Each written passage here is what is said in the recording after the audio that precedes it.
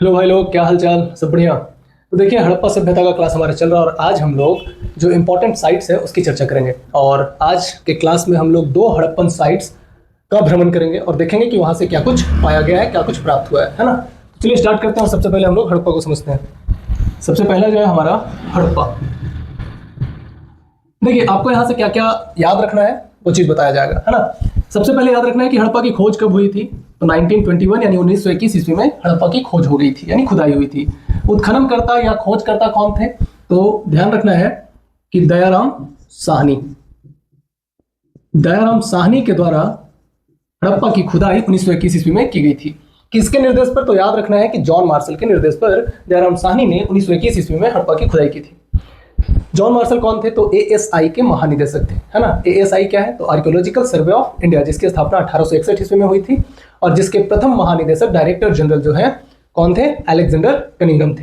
ठीक है, चलिए इसके बाद याद रखना है कि किस नदी के किनारे हड़प्पा स्थित। तो हड़प्पा जो है रावी नदी के किनारे स्थित। ठीक है, अब यहां से एक पॉइंट और ज्योग्राफी का याद रखना है कि रावी नदी का उद्गम स्थल क्या है। तो ध्यान रखना है कि कांगड़ा जिला हिमाचल प्रदेश के एक जगह है बारह भंगाल, है ना। बारह भंगाल एक ग्लेशियर है, सॉरी। तो इसी ग्लेशियर से रावी नदी का उद्गम होता है। ठीक, तो हड़प्पा की खोज 1921 ईस्वी में दयाराम साहनी के द्वारा किया जाता है, जॉन मार्शल के निर्देश पर, जो कि रावी नदी के किनारे अवस्थित है। एक पॉइंट और याद रखिएगा कि रावी नदी का प्राचीन नाम क्या है? तो पुरुषनी नदी इसे कहा जाता है। ठीक है, अब हम लोग करंट लोकेशन समझते हैं। देखिए, करंट लोकेशन जो है हड़प्पा का फिलहाल है अभी साहिवाल जिला में। साहिवाल जिला, पाकिस्तान। ठीक है, परेशान नहीं होना है आपको, साहिवाल जिला को ही पहले मोंटगोमरी जिला कहा जाता था। ठीक है, बाद में 1967 में मोंटगोमरी का नाम क्या हो गया? साहिवाल हो गया। बात क्लियर है? चलिए, इसके बाद एक सवाल है आपसे कि क्या हड़प्पा को यूनेस्को का वर्ल्ड हेरिटेज साइट की सूची में शामिल किया जा चुका है? तो जवाब होगा नहीं। लेकिन याद रखना है कि 2004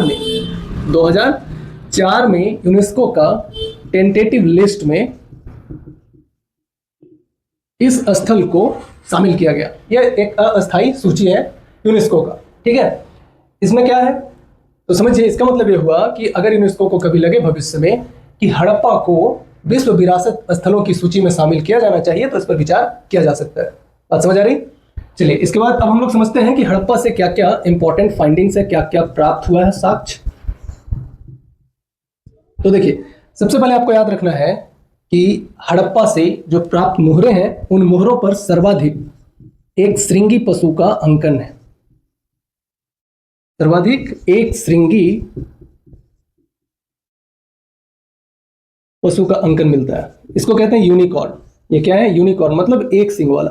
सवाल क्या पूछेगा कि हड़प्पा सभ्यता से प्राप्त मोहरों पर सर्वाधिक किस पशु का अंकन प्राप्त होता है? तो जवाब होगा यूनिकॉर्न, एक सिंग वाला।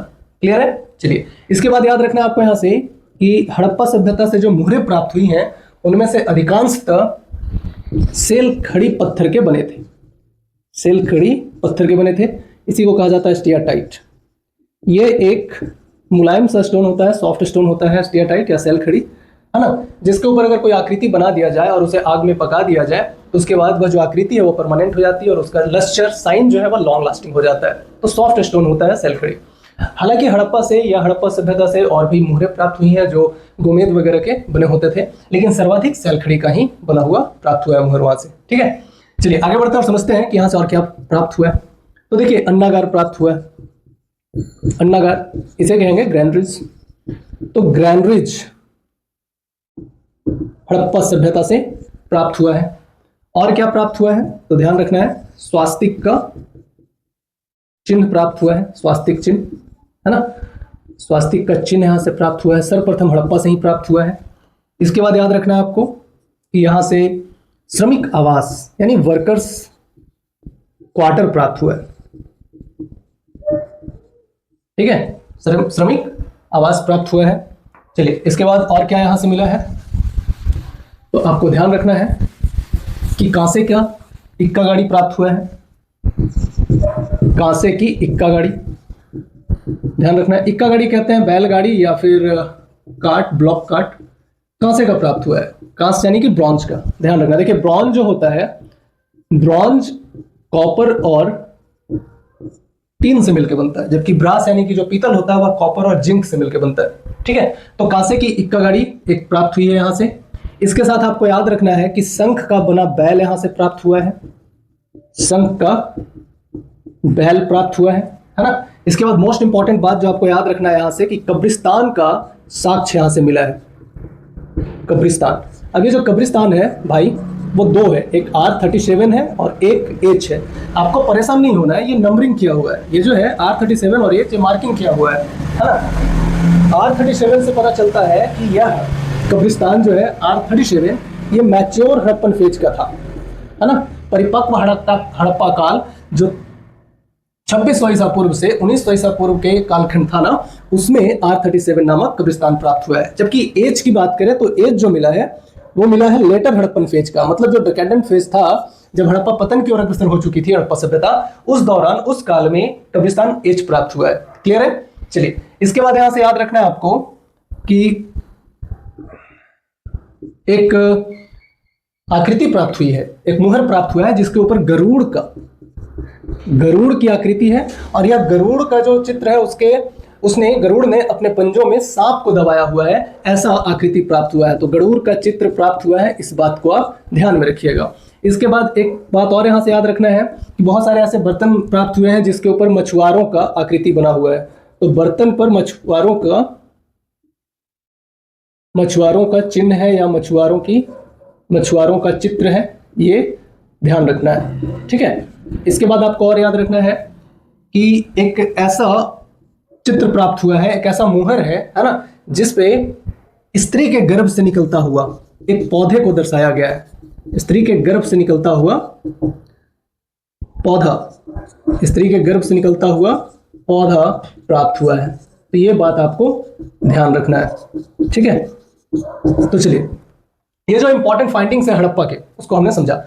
अब हम लोग चलते हैं और मोहनजोदड़ो की सैर करते हैं और देखते हैं कि मोहनजोदड़ो से क्या कुछ प्राप्त हुआ है और उसकी क्या विशेषता है। देखिए, मोहनजोदड़ो जैसे मृतकों का टीला, प्रेतों का टीला, भूतों का टीला, माउंड ऑफ डेड कहा जाता है। आज हम लोग उसकी सैर कर लेते हैं और देखते हैं कि वहां से क्या कुछ प्राप्त हुआ, क्या साक्ष्य मिले हैं। देखिए, सबसे पहले आपको याद रखना है इसे क्या कहा जाता है, इसका नाम क्या है, मृतकों का टीला। मृतकों का टीला या प्रेतों का टीला, माउंड ऑफ डेड। ठीक है, ये बात आप याद रख लीजिएगा कि माउंड ऑफ डेड किसको कहा जाता है, मोहनजोदारो को कहा जाता है, मोहनजोदड़ो को कहा जाता है। इसके बाद आपको यहां से एक पॉइंट और याद रख लेना है कि सिंधु का बाग भी इसे ही कहा जाता है, सिंधु का बाग। दो पॉइंट आपको यहां से याद रखना है। अब आते हैं कि मोहनजोदड़ो की खुदाई यानी खोज कब हुई, तो खोज हुई 1922 में। किसने किया था, तो ध्यान रखना है कि राखल दास बनर्जी के द्वारा इसकी खुदाई की गई थी 1922 में, है ना। किसके निर्देश पर इन्होंने खुदाई की थी, तो जॉन मार्शल के निर्देश पर किया था। और मोहनजोदड़ो जो है किस नदी के किनारे है, तो सिंधु नदी के किनारे है, इस बात को आप ध्यान रखिएगा।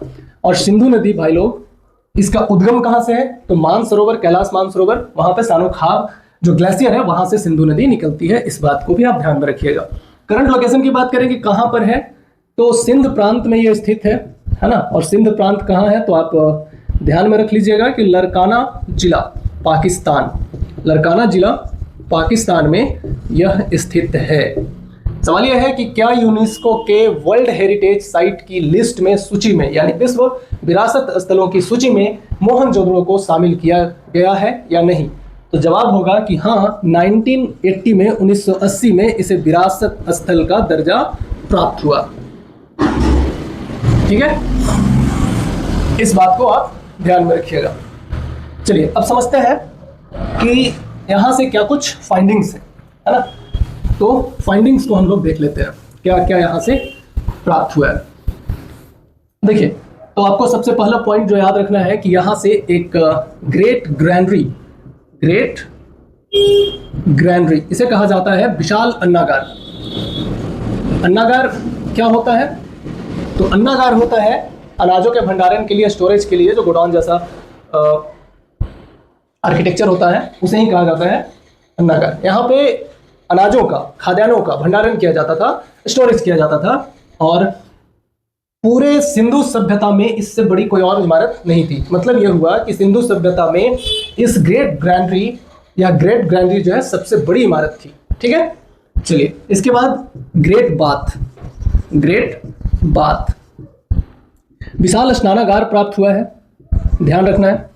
और ये जो स्नानागार है इसका यूज कैसे किया जाता था, तो अनुष्ठान वगैरह अगर उस सभ्यता के दौरान कभी किसी कालखंड में होता था तो उस अनुष्ठान के समय में सामूहिक तौर पे इसका उपयोग किया जाता था, शुद्धिकरण के लिए किया जाता था सामूहिक तौर पर सार्वजनिक रूप में इस स्नानागार का।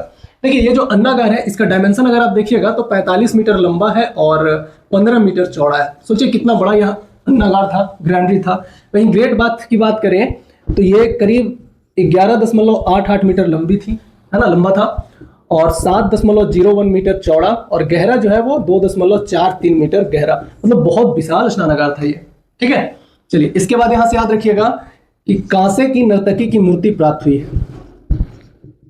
कांसे की नर्तकी की मूर्ति यानी डांसिंग गर्ल, जिसके ऊपर अभी हाल फिलहाल में कंट्रोवर्सी चल रहा है ना, यही कांसे की नर्तकी की मूर्ति मोहनजोदड़ो से प्राप्त हुई है। और आपको यहां से याद रखना है कि एक असेंबली हॉल मिला है, मतलब सभा भवन। ठीक है, इसको भी ध्यान में रख लेना है कि सभा भवन यहां से प्राप्त हुआ है। इसके बाद पुरोहित का आवास भी यहां से मिला है, पुरोहित लोग रहते थे उनका आवास यहां से मिला है, तो ये बात आप याद रख लीजिएगा। इसके बाद यहां से एक पद्मासन मुद्रा में बैठे हुए पुरुष देवता का चित्र प्राप्त हुआ है ना, और उस पुरुष देवता के बाईं तरफ भैंसा और गेंडा का चित्र बना हुआ है और दाहिनी तरफ हाथी और चीता का चित्र बना हुआ है। और उस मुद्रा में, पद्मासन मुद्रा में बैठे जो पुरुष देवता है उनके नीचे में हिरण का चित्र बना हुआ है, हिरण, डियर, है ना। इसे ही माना जाता है कि ये शिव का आदि रूप या शिव का प्राचीन स्वरूप, है ना, प्राचीन स्वरूप जो पशुपति स्वरूप है इसी को माना गया है। ठीक है, तो ये बात यहां से याद रखिएगा।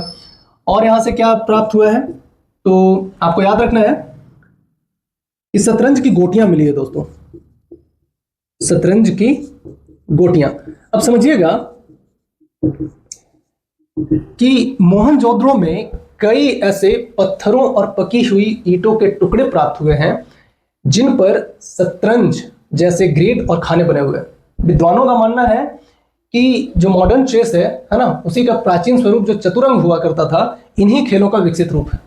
मतलब ये कि हड़प्पा कालीन सभ्यता में या मोहनजोदड़ो से जो खेल प्राप्त हुआ है ना, उसी का डेवलप्ड फॉर्म जो है वह चतुरंग हुआ, और चतुरंग आगे चल के डेवलप होके क्या बन जाता है, विकसित होके चेस बन जाता है, मॉडर्न चेस बन जाता है। ठीक है, तो ये याद रखिएगा।